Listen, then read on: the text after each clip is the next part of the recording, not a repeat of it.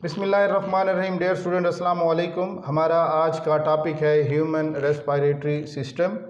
सबसे पहले हम ह्यूमन रेस्पिरेटरी सिस्टम के कंपोनेंट्स देखते हैं। इसका पहला कंपोनेंट नॉस्ट्रिल्स है। नॉस्ट्रिल्स दो तरह के होते हैं, internal and external nostrils. External nostrils के ज़रिए हवा जिस्म के अंदर दाखिल होती है। नेक्स्ट है नेज़ल कैविटी।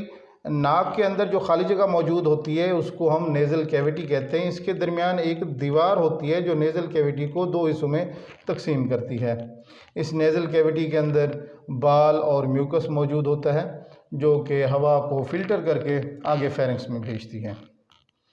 और फेरिंक्स हम कहते हैं कि हवा नेज़ल कैविटी से फेरिंक्स के अंदर इंटरनल नॉस्ट्रिल्स के ज़रिए दाखिल होती है। फेरिंक्स मुश्तरका रास्ता है खुराक और नाली का, यानी ये रास्ता एसोफेगस और लेरिंक्स तक फैला होता है। नेक्स्ट ह्यूमन रेस्पिरेटरी सिस्टम का कंपोनेंट जो है वो है लेरिंक्स।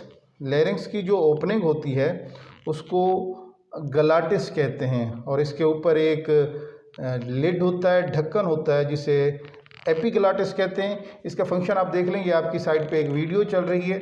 ये एपिग्लाटिस का फंक्शन है, ये खुराक को हवा की नाली में जाने से रोकता है। लैरिंक्स को हम वॉइस बॉक्स भी कहते हैं क्योंकि इसके अंदर वोकल कॉर्ड्स मौजूद होते हैं। वोकल कॉर्ड्स के साथ जब हवा टकराती है तो टकराने से वाइब्रेशन से आवाज़ पैदा होती है, इसलिए हम इसको वॉइस बॉक्स भी कहते हैं। नेक्स्ट हमारा कंपोनेंट है ट्रैकिया। ट्रैकिया 12 सेंटीमीटर की लंबी नाली होती है और इसको हम विंड पाइप कहते हैं।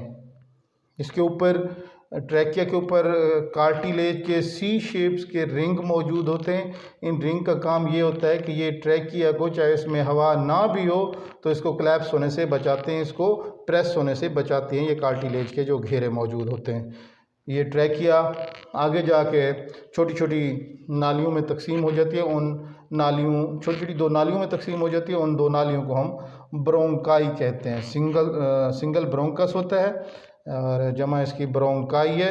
ये ट्रैकिया फर्दर आगे जाके दो नालियों में तकसीम होती है जिनको हम ब्रोंकाई कहते हैं। ये ब्रोंकाई नेक्स्ट लंग्स के अंदर दाखिल होती हैं। ईच ब्रोंकस ईच लंग्स में दाखिल होती है।